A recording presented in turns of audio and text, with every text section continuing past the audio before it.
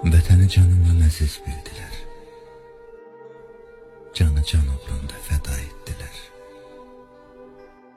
Ömrün yaz çağında olan şəhidlər çəmənə çiçəyə vida etdilər.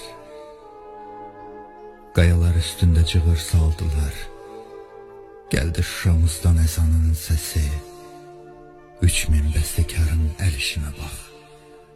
Yazdılar qan ilə zəfər nəğməsi. Nə qədər vətən var yaşayır şəhid, dualı dillərdə, yaşlı gözlərdə. Ölməzliyi qazandı minlərlə şəhid, kövrə ürəklərdə,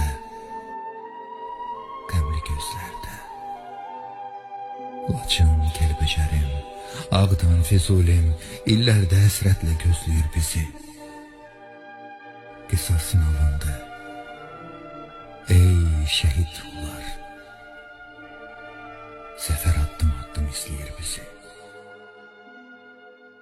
Dünən utancını